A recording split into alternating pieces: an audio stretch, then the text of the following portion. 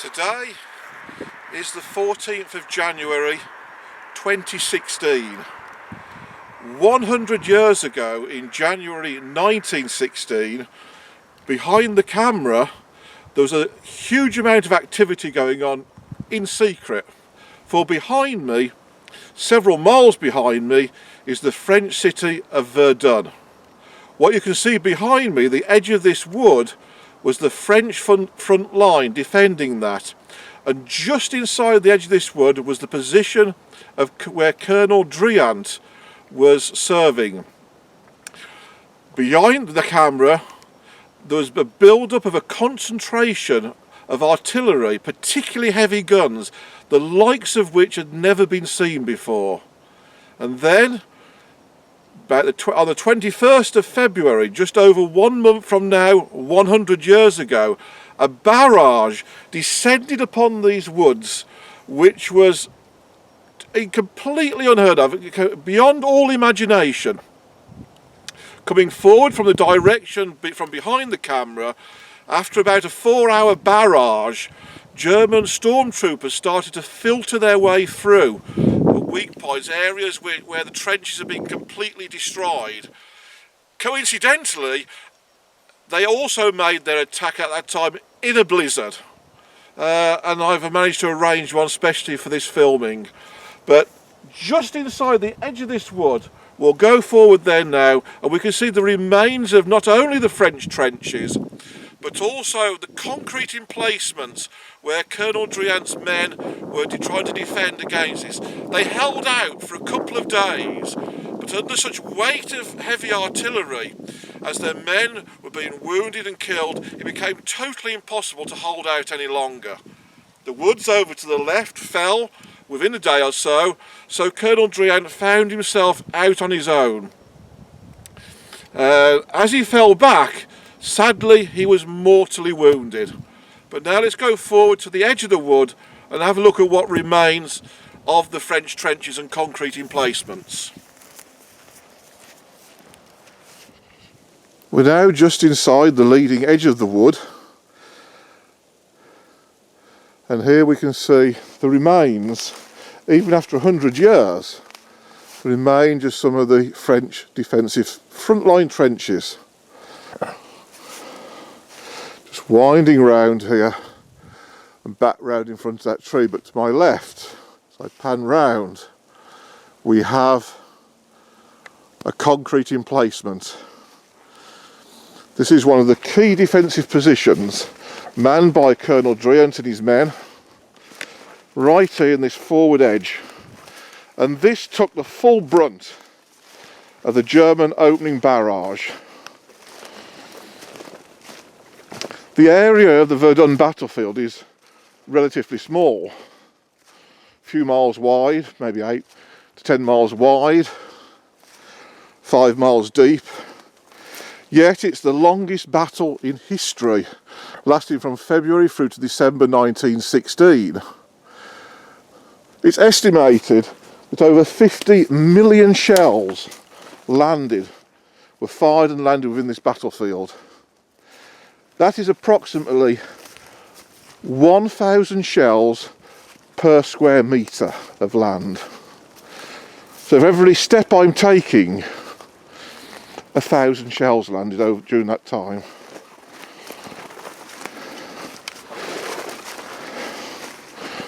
It's amazing that anyone actually survived the opening barrage. Yet they did, and they continued to man their positions until so many had been killed or wounded that it was impossible to stay any longer. Here we see a communication trench winding back towards the second line of defence. But this bunker here was right out on the front line. Now a few hundred yards behind the front line, and this would be the French second line defences. We're looking towards the Germans, and this is where Colonel Driant's headquarters were. Shell holes, even after 100 years, still visible, still filling with water. This land contains the remains of so many of the dead and missing, it has to be regarded as sacred. And anyone visiting this area or any of these battlefields should always remember that. Should never remove any artifacts, and should be very careful as well about touching lumps of metal. There are so many unexploded shells around. In fact, just as I was driving past 2 minutes ago, I heard an explosion to my right, which is somewhere in front of me. Not sure if it's a firework or a shell, but there's a big plume of smoke. Only 5 minutes ago.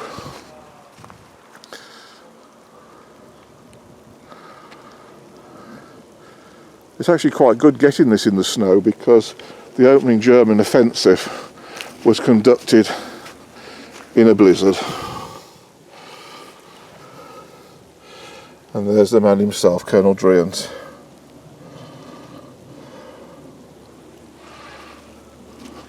Now looking at it, there's two men over there. I suspect they've just detonated something, probably blowing up some munitions that have been found.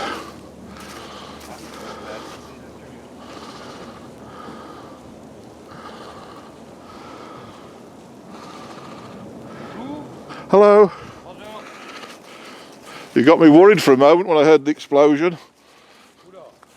Do you speak English? No. Oh, the explosion, bang. Oui. Munitions from the war. Is it an old shell? A 1914-18 shell? Deutsch, in Deutsch. Oh, nein. Ich nicht spreche Deutsch. Deutsch? Nine, English. Ah, English. Sorry. That's okay. I see you, and I heard the bang. Oui, bang. Boom. Oui. The test. Oh, a test. Yeah. Test. Not munitions, not shells from the war. For my test for evocation. Il n'y a plus de place. Hein. Evocation. Bataille de Verdun, 1916. Okay. Donc Voilà. 2016. Right. You ready? Yes. Kind of. Sorry. That's okay. Thank you very much. Bye. Bye.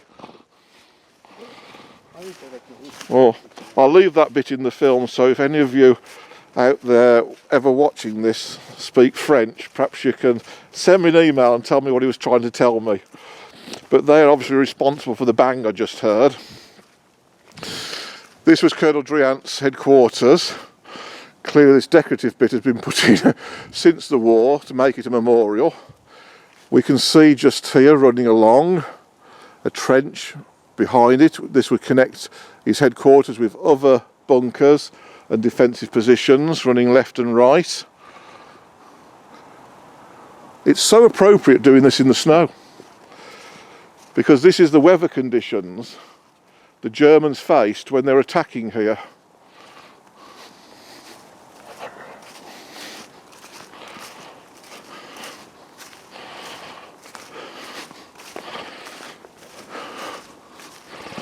It's a shame I wasn't here 5 minutes earlier. I could have recorded the bang. It would have been quite effective on the film. Let's go down inside. Probably can't see much because it's dark. It's just simply a great long rectangle empty concrete bunker now. But imagine being in here with this rocking and swaying for the weight of heavy artillery going off all around. There's an observation slot there. Can't see much through it.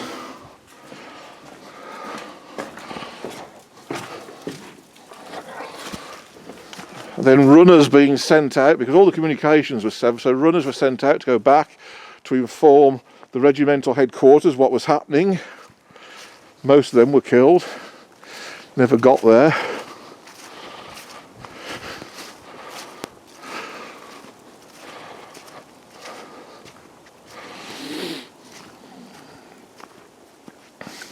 This is the right bank of the moors, and it's where the Germans decided to open their attack. After 2 or 3 months they learnt that that was a terrible mistake, because as the front line progressed down the right bank of the moors, closer and closer to the Verdun, they came under shell fire from the left bank. As the French artillery were then left behind them effectively from the left bank,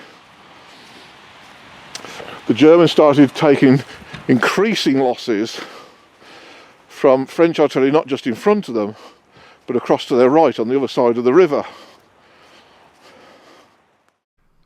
Unfortunately, I had to cut filming short on that day, as the weather was deteriorating, the roads were getting pretty bad, so I decided to pack up and leave.